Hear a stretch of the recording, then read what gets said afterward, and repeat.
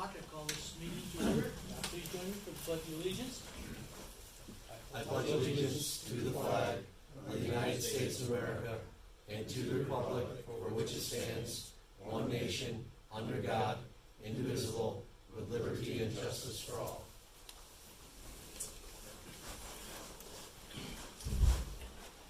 All right, first up is the approval of the agenda.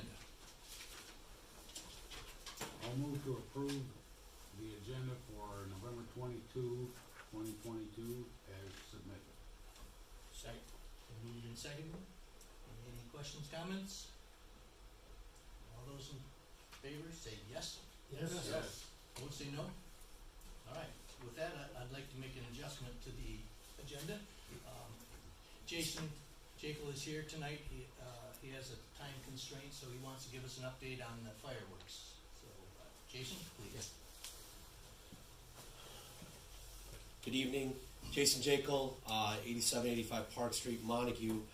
Just wanted to give an update to the Whitehall City Council. I was just at the Montague City Council meeting last night. As many of you are aware, the Rotary in the past was in charge of the fireworks for the 4th of July. And they no longer wanted to take on that responsibility, so myself and several other business owners in the White Lake area have got together and have formed a committee called the White Lake Area Fireworks Committee, and we are currently in the process of soliciting bids for fireworks on the 4th of July. We have already had a few bids come in. One is from the former provider, Wolverine, which they can only do on the 3rd of July.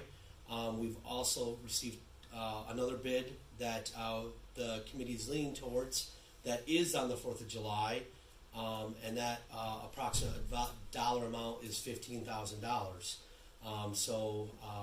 And Wolverine for the 3rd is also $15,000, along with a second proposal that they submitted for $22,500. I just wanted to give the committee or the city council an update on what's going on. Currently, there are approximately 10 bids that were, or 10 companies that were contacted. We've had 2 bids come in. I did just today get 2 more interested parties that are, one of them is possible for the 4th. The other is asking for a little bit more detail, but is also possibly another one for the 4th. Our committee is committed to try to get them on the 4th of July. That is I think that is one of our top priorities, but understanding that things still need to be, details need to be ironed out, dot the I's, cross the T's, make sure that every one of these companies has the proper amount of insurance, DNR, permits pulled, all the everything that needs to happen for the 4th of July. Our next meeting for this committee, and we are still looking for people to join that can help, because we are going to need to raise money for the one bid that we have secured and tentatively booked for the 4th. It is a down payment of $7,000 due by February 1st. So time is of the essence. I'm not asking for anyone to make any decisions tonight from what Whitehall can contribute, but I would like to, I plan to have a report back to both Whitehall and Montague for the first week of December at your next available council meeting. So I'm hoping then at that time to have secured the company and the dollar amount that will need to be paid as a down payment to secure whatever company that may be. So I'm available real quick to answer any questions. Once again, we're looking for volunteers. Our next meeting for this committee is on Monday, November 28th at the Book Nook at 4 p.m.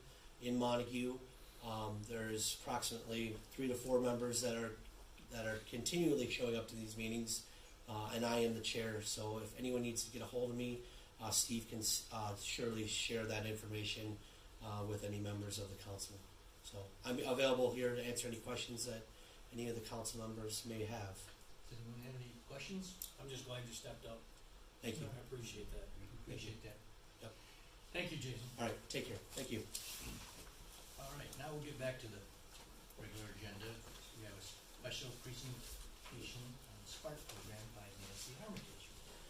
I'm gonna take this out, because I'm gonna have to operate that PowerPoint. Is that okay? Yes, exactly. I don't know Hopefully if there'll be everything's no working. feedback. Hi, I'm Nancy Armitage. Thanks for having me.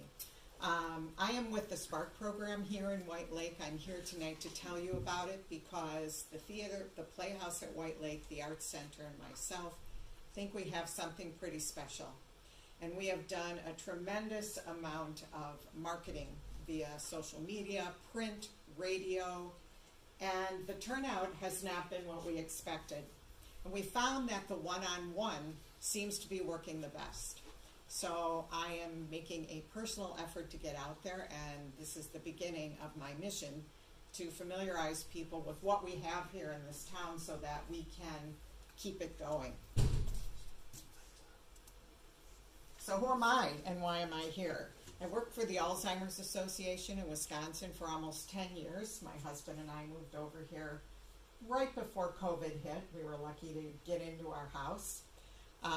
Over in Wisconsin, as I said, I managed the Memories in the Making program. I developed it there. That was an arts engagement program for people living with memory loss. And in southeastern Wisconsin, we had over 100 people painting every week around the whole area, engaging their mind and doing storytelling. I also was a trained facilitator of Spark there. I'm a trained facilitator in Time Slips. These are both other programs for people living with memory loss. And Time Slips is where someone asks a what we call beautiful question and invites someone to use their imagination. So even though we may have memory loss, we can still imagine things and engage people in stimulating that imagination. But let me tell you about Spark. It's a cultural program for people with early to mid-stage dementia. And when I say dementia, it's an umbrella. I'm going to go back to my Alzheimer's days, okay? Dementia is the umbrella. Things like Alzheimer's, Parkinson's, those are the things that come under the umbrella of dementia. So when people say dementia, they're talking about complete memory loss. Alzheimer's is the most common form of dementia. The programs are designed to keep these people with memory loss who are in our community. So people in long-term care, they have programs. These are for people who are still living in town. Programs for them and their caregivers to get out, have an opportunity for social engagement, and keep people stimulated. One of the things that contributes to dementia is lack of connection. So I came here bringing this program and saw this need to keep these people in our community connected. They're held at the Playhouse currently. It's a monthly program. I'm a facilitator, and the most wonderful thing is they are free. We are the first program in Michigan, and there are programs in 5 other states. As you can see here, Wisconsin, Minnesota, Tennessee, and Colorado. This is the only program operating in Michigan, and I personally plan to change that. We've already had interest from the Midland area. In those other states, the programs are held in museums, art centers, nature centers, sometimes in assisted living, historical societies, and this is the first one in theaters, and that's why we're up there. It's held at the Playhouse. Why are we doing this? Because every 3 seconds, someone is diagnosed with dementia. Every 3 seconds. And every 65 seconds, someone's diagnosed with Alzheimer's. And every 5 minutes with Parkinson's. We are living in a pandemic of neurodegenerative diseases. In the U.S., 6 million people are living with Alzheimer's, and I'm going to tell you 80% of them are living at home. They're not in long-term care.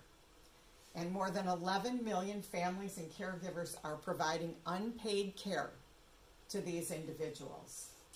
Michigan actually has a plan to be a dementia-capable state.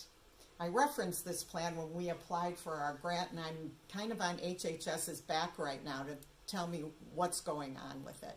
So I'm pursuing that. Wisconsin has one of those. And what that does is basically address communities and educate people to be able to deal with those people with memory loss who are living in the community. And one thing we know for sure is that the impact of arts and music are known to be significant to the well-being of people living with memory loss. When everything else goes, you can still touch something in them, particularly with music. So Spark offers opportunities to stay connected, to get out of the house, to explore with imagination and creativity, to spend time with someone you care about, to meet new friends. And I want to emphasize that because what I have witnessed when I do arts engagement with caregivers and people with dementia, that network that caregivers form is so important to supporting each other. Being a caregiver is tough work. And when you have a connection with a group of people in the community that will help you, it can make the difference in your life, in the life of the caregiver. So this program is for the person with memory loss, but also their loved one and caregiver, and it's about having fun. Because social engagement and connection to the community are important to the physical and mental health of all of us, but particularly these people with dementia and their care partners. Spark programs include stimulating presentations, imaginative conversations, and we always have a creative art-making component.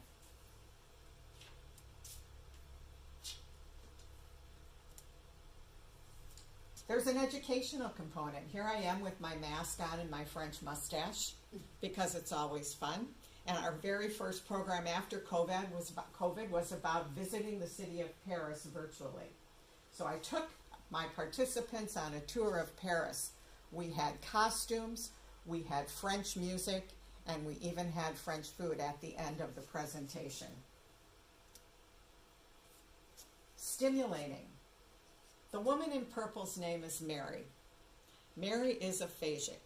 She has been coming to the program since we restarted after COVID. Aphasic means that people cannot find the words to say what they're thinking. Bruce Willis actually recently received a diagnosis of aphasia. They know what they want to say, but it doesn't come out making sense a lot of the time. Mary comes in. I may say to her, "Hey, Mary, how are you today?" And she'll look at me, and she has a gorgeous smile, and she'll just say, "Yeah, I know, I was thinking about that," or some other such thing. So when we had this duo in to do music, I asked the bass player to come over and let Mary pluck a little bit. I said, "Maybe you can go through the chords, let Mary play the bass." I want to tell you that Mary became alive. I mean, she's always sort of a live wire. She had so much fun. She was playing music. And that's the kind of thing that Spark does. So Spark is a collaboration. As I said, I approached the New Veen and the Playhouse when I first came here, and I had this idea, and we wrote a grant. Senior Millage sponsors us, as well as the Lothman Foundation, and we want to keep it going. Because we started pre-COVID, our grant will be up for renewal in fall, and that's why I'm here tonight. You people are connected in this community. The holidays are a wonderful time when we get together with family and friends, but we might also notice at that time that some of our older loved ones may have slipped a little bit. And this is the time to get them involved in Spark. If we don't get more participation, I don't know if Senior Millage will continue to subsidize the program. So I hope this gives you an overview of what we're doing. I think it's very exciting. I know when I came from Wisconsin, the rural areas, we put a lot of focus into getting programming out there. So I feel very fortunate to be here and to bring this program into this rural area. But we have to have the component of the participants to continue. And if you have any questions for me, I'd be happy to take them. I don't want to take up a whole lot more of your time. I know you guys like to move through this. But I thank you again for the opportunity just to come here and tell you about this. I would ask, I'm guessing that fair number of people would like to attend but don't have transportation. Is there any way to deal with that? I think that might increase your participation if there was somehow. Yeah, I was looking, I think Muskegon might have, because it's open to all of Muskegon County. I don't have an answer for that right now, to be honest with you, Steve. If someone wants to take that up here, I would be more than happy to support that. All right. Anyone have any questions? Do you have any brochures or anything? I just happen to have some. So if you want to take one and pass that around, you can always contact me. My contacts information's there through the new Veen. I have an email, spark@artswhitelake.org. I also, at the beginning slide, if you want to see more about Spark, and I highly recommend, if you have any interest at all or you want to familiarize someone, www.sparkprograms.org. They have an amazing video watching people come alive in one of these programs. It began actually at the Milwaukee Museum in Wisconsin. Wonderful photo of the people in the butterfly part of it, working with some of the animals and furs that they have on display there. It's just, that's the best place to really see what it does. Nancy, could you repeat that website for me, please? Sure. www.sparkprograms.org. With an S All or one word. Spark. with an Yes. S? Sparks programs, Just Spark. Sparkprograms.org. plural, programs, Yeah. plural. Thank you. And when Yeah. When is your next activity at the Playhouse? Actually, it's right here. It is the fourth Thursday of every month at 1 o'clock. Programs, they're usually around 60 to 90 minutes. So the next one's not going to be till December. December, it's after Christmas. I think it's the 27th, Steve. Nancy, this might be something to put on the bulletin boards like Shaw 1 and 2. I don't know if you've been there yet. I have not. Or the senior center, or that complex that Montague built on Ferry Street. I think that's mostly seniors. They have bulletin boards there. That might be a. Can anybody just go in and put I something think so. up? Sure. Okay. I know with Shaw, you can just go in with the manager and Thank you. talk to them too. But that's good places for that type of thing to happen. I mean, that'd be a great place. I think what happens is I know people with dementia get really withdrawn, and it's scary. Yeah. Dementia's scary, and nobody wants to admit that they're having that problem. I think what you would find if they would come to one session, because there are ways to make, one of the most important things is to make people with dementia feel safe. And you might, over the holidays, if you're dealing with anybody dealing with Alzheimer's here, or have dealt with taking care of someone with Alzheimer's? That's interesting. There's only one person. Usually several hands go up. People with dementia, I say, know what they don't know. And so consequently, they sort of withdraw. And you can look for this maybe over the holidays when you're with family and friends. But Spark is about creating a place where they're safe. They know that they can say something. They know that nothing will be questioned. Even when Mary says something with her aphasia, everybody just goes with the flow. And so consequently, that continues to keep her even more involved. Thank you. If there's anything further that we can do to help your cause, please. Talk it let us up. know. That's all. Thank you. Thank you very much. I will shut this down here for Brenda. All right. Next, we'll move on to the consent agenda. I'll move for the acceptance of the consent agenda. Second. Moved and seconded. Any questions, comments? I have one question. I just have to ask, page 404, what is a goose cop system? It is a motion-activated sensor system that basically inflates an inflatable that is supposed to scare away goose and other unwanted critters. We're going to try it out at the gazebo as well as at the splash pad for next year to try and minimize droppings where we don't want them. Okay. Works on humans too, right, Scott? Yes, it does. An inflatable what? It's basically a tube with a couple of arms and then the face up top. It's really just the motion of something that scares the geese away and other animals. I'm picturing the inflatable autopilot in the old movie Airplane. Not, there's a whole lot that goes with that, but no, not that elaborate. Not that elaborate. I've got one question, Scott, on, page 3 of 3, the, repair for the water leak, top of the page. It's got water leak, see it, I'm assuming City Hall front window. Yep. Basically, my office. We had pretty much all the walls and windows replaced on the north side of City Hall. My office, Beth's, Brenda's, and Brooks. And with the rain last fall, or was it this spring? Really this. Yeah, this spring. With the heavy rains, I was actually getting water in my office. We contacted the contractor a number of times, and despite a number of promises to get out and he actually came out and looked at it. Never came to repair it, so we actually went with an outside vendor who was in within 2 weeks, spent a day tearing everything out. The big problem is that you had the foundation and the wall, and there was a gap between the two. There's no caulk, no nothing. So the water was actually coming up over the foundation, and lucky for me, into my office. Nobody else had that problem.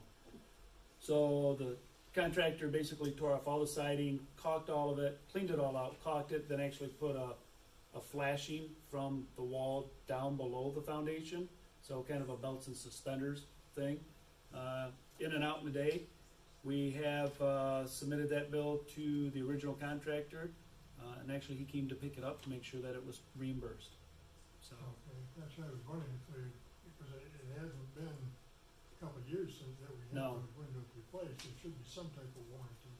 not necessarily. I wondered what window, if it was one that had been replaced or if it was on the, No, it on was the west end. it was a brand new wall and window replacement. And there wasn't necessarily a warranty, but I did inform the contractor that he's going to reimburse us, and he said he would. First time in a while. Viridian Clock Company, I'm assuming we got the clock repaired? Oh no. The 11901? That's half a 50% down payment for a brand new clock. Okay. So that would be 11, 9, 20, 23, 24,000 for a brand new clock, and it was going to be, memory serves me right, 15 to 18,000 to fix what we have. And that clock is originally part of the phase 1 of the downtown back in Phase 89, 90. Yeah. So 30 years old, and the repairs were just getting cost prohibitive, and finding somebody to repair them. It's gonna look similar, I'm assuming? It's going to look better. It's going to actually have some gold trim, and the top Whitehall part is going to be, that's not going to be lit, but the face will be lit. And it's going to be more legible because it's going to have Arabic numerals instead of Roman. So you won't have to sit there and say, all right, what's a IV and Oh, so, we got. Yeah, we know. It's, Oh, yeah. It's the young that don't remember what a dial phone and all that stuff. Yep. Yeah. so and that was that is including freight and installation. We had a couple of bids. Tifa did for cheaper but no installation, and they didn't even quote us that. I think Viridian's the one that did the one at Livingston, if I remember right. And they're the ones who did this one as well. Yeah. Yep. They make nice stuff. They do. And if it lasted us 30 years, it doesn't owe us anything. If we get another 30 years out of Amen. this new one, we'll be good. Absolutely. Perfect, thank you, sir. Anyone else? All right, all those in favor of the consent agenda say yes. Yes. Those No. Alright, the consent agenda is approved. Next, messages from the mayor, council, and city manager. Jeff? Nothing tonight. Mr. Brown? I have two things. One's a question and one's just an observation. The question is on leaf vacuuming. Are we going to get a week to 10 days of an extension out of the company or a discount on what we owe them or whatever because of the weather prevented them from doing anything? And anybody else from bringing any leaves out to the road to be done here? I don't know, I'll have to check with Brian in the morning. I know that it is scheduled to, be finished this Friday. But Lakeshore Leaf said that they would work through the weekend and probably make one last pass come Monday. It's, it's such a weather dependent. Sometimes we do get credit as far as time, that if we lost a week, then they'll come back in the spring for an extra week. But once the snow starts flying, it gets a lot more difficult. But I'll check with Brian on that in the morning and let council know. Okay. And the other one is just a personal comment as far as parks go. I think our city has plenty of parks right now, and as I've said before, I'm not in favor of adding any new parks or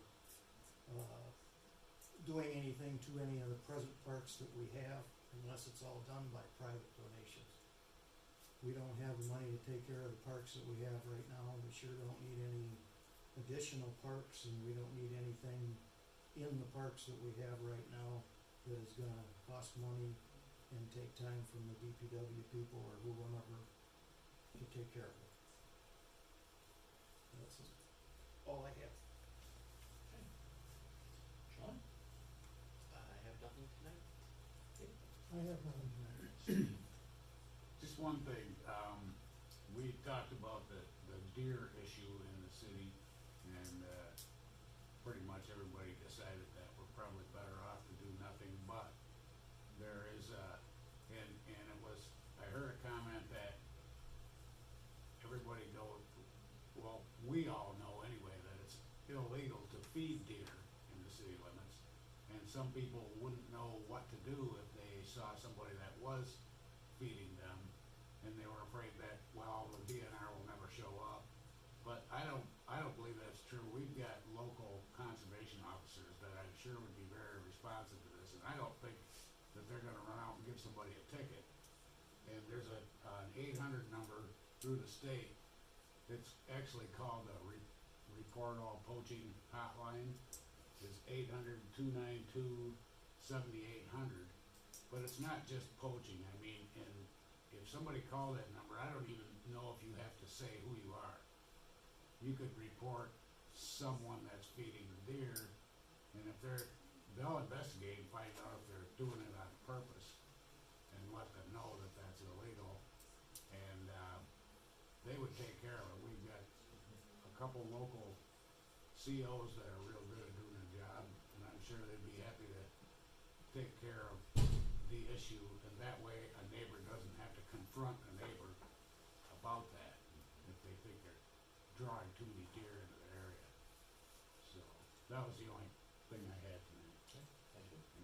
We'll include that with the information that we send out in January with the newsletter, the Okay. hotline. Okay. Keith? Nothing tonight? Alright. Scott, do you have anything? Maybe, I'm gonna, you know, Huh? are you gonna go up? Oh, no, I thought you were gonna say something. All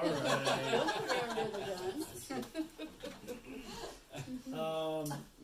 The box in front of you is a portable power station that was very generously donated by the New Beginnings Church. Mrs. Van Dyke is in the audience, and apparently she wants me to speak on their behalf. But they brought it in yesterday. It'll be here at City Hall probably. We've already talked to the chief. If anybody gets a dead battery or some other emergency situation, we can carry that out to the site and get their battery charged or whatever other needs they might need addressed from that station. So it's a great gift. We're really excited to have it. Thank you very much for that gift. Myself, I want to give a big shout out to our DPW for the wonderful job they did of preparing the promenade for the tree lighting. I know they did a lot of work to clear the snow off that and put ice melting materials down there. They did a great job. Everybody was safe and didn't have to worry about trudging through the snow. So we're fortunate to have such a great DPW staff. Thanks to them. So then we will move on to public comment. Is there anyone in the audience that would like to make a public comment? Yes.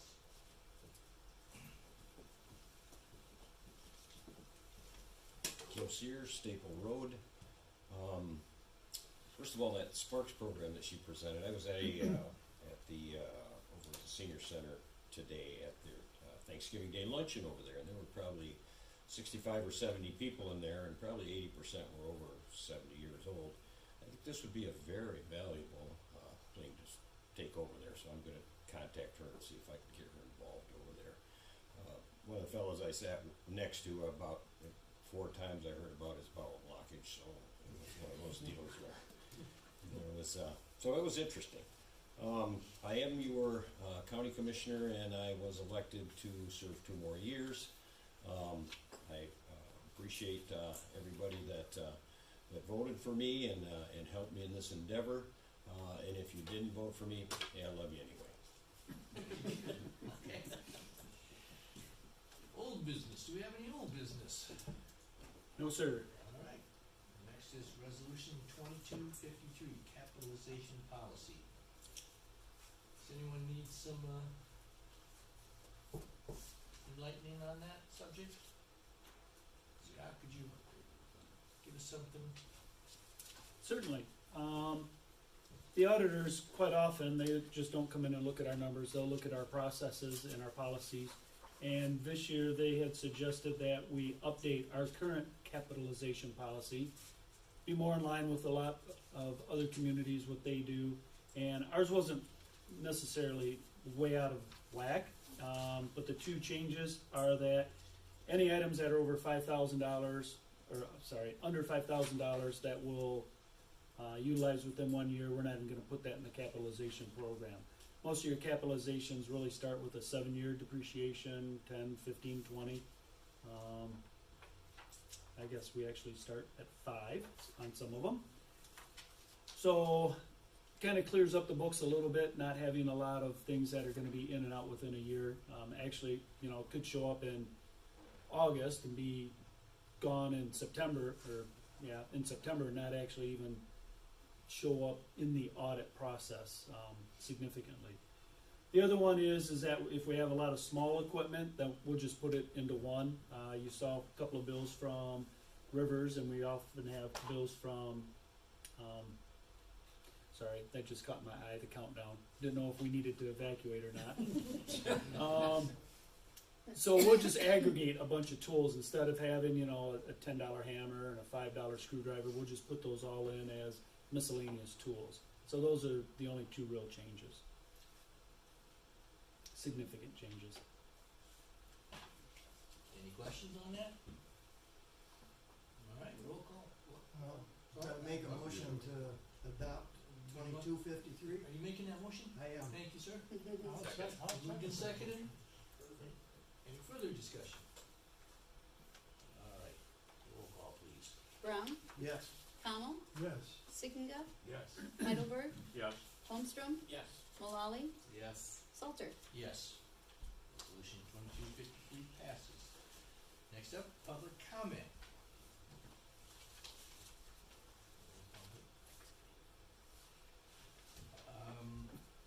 At this point, I guess since there's no further public comment, I would like to wish everyone a happy Thanksgiving. Hope you all have a wonderful time with family and loved ones. Thank you, sir. You too. All right.